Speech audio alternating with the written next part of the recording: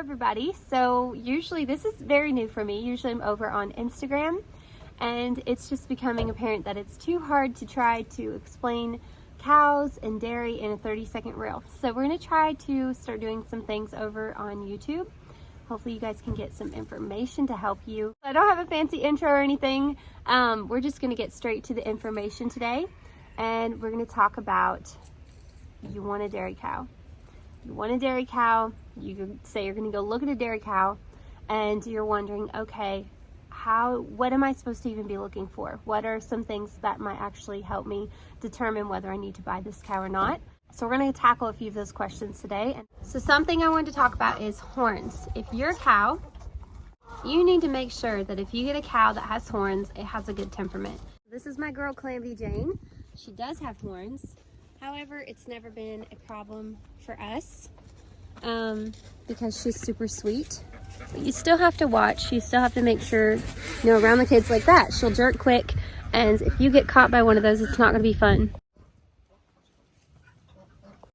So I'm just realizing I have a cow that's cold. I have a cow that has horns, and then I have a cow like Maggie. Maggie, can we see your horn? Maggie has one horn, and that's it. And she's a handful. This is my very first dairy cow, so I'm attached to her. If you're going to be machine milking, it's not going to really matter, but if you're going to be hand milking this cow, check the size of the teats, because carpal tunnel is a real thing, and I learned this after getting Maggie. The front size of her teats are great. You milk, no problem, but then back teats are rough. So you're just going to be milking like that. I have learned, however, to grab and milk like this, but honestly that was something that I had to learn with time. You really, if you're going to be hand milking, you want to go for this size or bigger.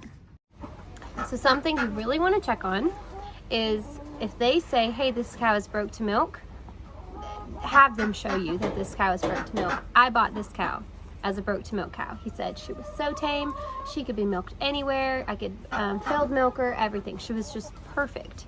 And I bring her home, went and got her 4 hours away, bring her home, and she had never been touched. It was very obvious. And I had never touched a cow's udders before, so it was not a dream mix. It's not fun. Like, I sold her 500 times in my head that week. But here we are, we learned, and it was a learning curve, but you can learn, yes. It's just not an ideal way to go about it. So they don't actually have to physically sit down and milk the cow, but have them touch the udders for you and show you, yes, this cow will stand for milking. It's obviously used to it. Have them touch the feet. So if they are selling the cow as broke to milk, have them show you, whether they send you a video or preferably go in person. One thing to think about is the cow a big producer? And that's going to be kind of up to the honesty of the seller. Again, a lot of this is left up to honesty. Getting a low producer is not a bad thing. Maggie is 1.5 to 2 gallons a day. We milk her once a day, and it's not terrible because she's not as prone to mastitis. They don't catch it as easily because they're not filling up constantly. The bacteria just isn't as present there. So that's one thing to think about. It isn't a bad thing always to get a low producer. Another thing you want to think about is the cow a freshened heifer, or is the cow a cow? So a heifer has never had a cow before.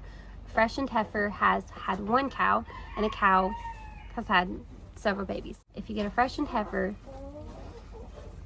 they have attitude a lot of times, unless it's just a good cow. Heifers are like teenage cows.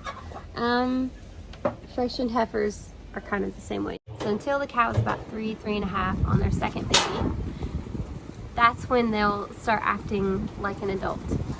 I honestly don't know if Maggie will ever act like an adult. It's ideal to get a cow that, look at this, has already had babies before and is already calm and gentle and everything Maggie is not.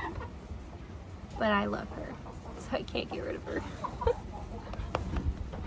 She is so crazy, for real. Like, she is just a crazy cow.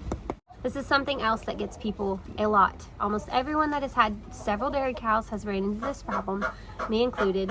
You go to buy the cow's not in milk, but they say the cow's bred.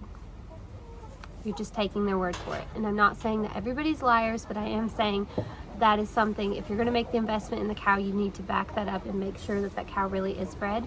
It's almost worth it to buy from someone that you know, that you can trust, that's a reputable farmer, because they're not going to just tell you that. But if it's someone that's looking for a fast buck, and there's a lot of people in this business doing that, they're going to tell you the cow's bred, and then you're going to find out several months later that Bessie was not bred.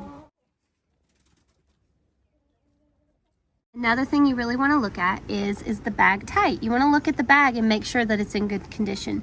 You see these milk cows with the, you know, the bags hanging way down here. That's not always a bad thing, but an ideal udder is going to be nice and tight and close to the body. There's no breakage in here. I've seen cows that have broke bags that they're hanging way down here, and then there's like a big crease right in there where the bag is just so broke down. You at least need to have a little bit of a checklist to go down to say, okay, this is a few things that I want to make sure, especially the mastitis. Make sure the cow does not have mastitis before you bring it home if it's in milk. If it's not in milk, you know, you're not going to be able to know that. Because a cow can have mastitis and then be dried off with it, and then that bacteria will stay in the quarters, in the bag, and then when it comes into milk again, it will have mastitis again. So this right here is a mastitis test, and before you buy a cow, if it's in milk, make sure you give that cow a mastitis strip test. I'm going to show you how to do that, but this is super important. You're just going to take it, and on each teat, you don't want the milk to intermix. Take it on that one.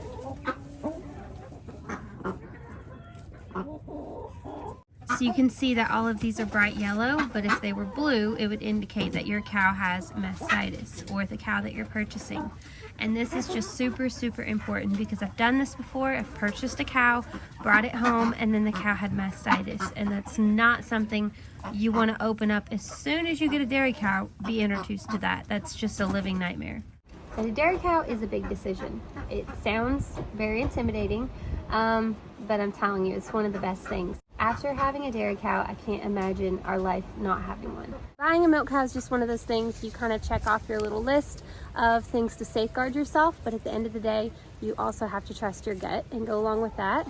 And hey girl, honestly, it's the best thing ever. We love our milk cows. They're work, but it's not work that we're not willing to do because we enjoy it and we reap benefits from it. Hopefully you guys have enjoyed this video. I hope you've gotten a little bit of information to kind of help you guide you along the way if you're wanting to get some milk cows.